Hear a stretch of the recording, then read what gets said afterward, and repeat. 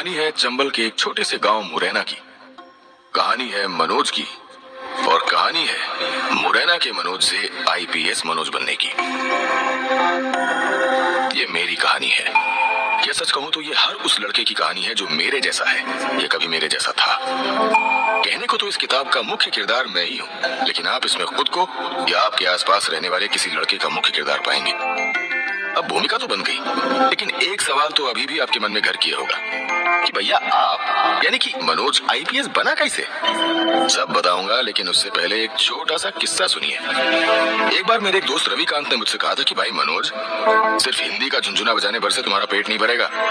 हिंदी से बीए कर भी लिए ना, तो भी नौकरी की मेज से पहले ही हिंदी की वजह से तुम्हारे प्राण निकल जाएंगे। तो मैंने रविकांत से कहा कि यार रविकांत, एक बात बता, जब पूरा हिंदुस्तान हिंदी के कागजों पर चलता है, फिर हिंदी भाषा क्यों किसी गाली जैसी लगती है? क्यों हिंदी के स्टूडेंट्स को अनपढ़ के जैसे देखा जाता है? ऐसा ही था मैं, बगावती लड़का, जो एक समय अपना 12वीं का एग्जाम भी पास नहीं कर पाया था। लेकिन जब जिम्मेदारियों का बोझ कंधे पर आया तो समझ में आया कि पढ़ाई लिखाई कितनी जरूरी है। उसके बाद ले देकर जैसे तैसे अपनी जिंदगी की रफ्तार के साथ कदम से कदम मिलाकर चलने की कोशिश करने लगा। तभी अचानक मुझे जोर से धक्का लगा और मैं पुलिस के लफड़े में पड़ गया। उस वक्त कुछ ऐसा हुआ जिसने मुझे एहसास दिलाया कि जिस कुर्सी पर आप बैठेंगे उससे आपकी इज्जत नहीं बढ़ेगी, बल्कि आपसे उस कुर्सी की इज्जत बढ़ेगी।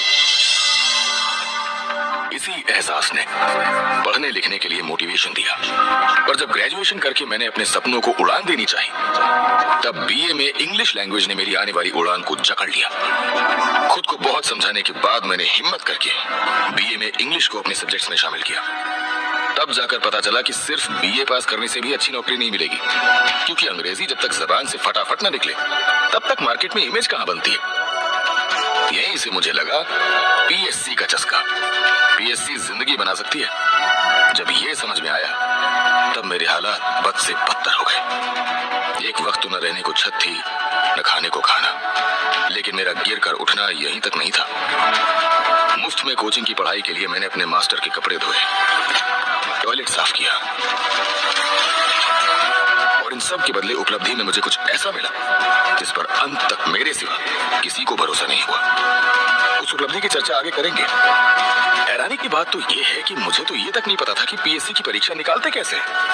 मेंस और इंटरव्यू की तो बात ही छोड़िए, लोगों ने सिर्फ इतनी हिदायत दी थी कि पढ़ते रहो, बिना थके बिना रुके लगातार पढ़ते रहो तब तक जब तक उम्मीद की दीवार पर लास्ट अटेम्प्ट का हथौड़ा न पड़ जाए।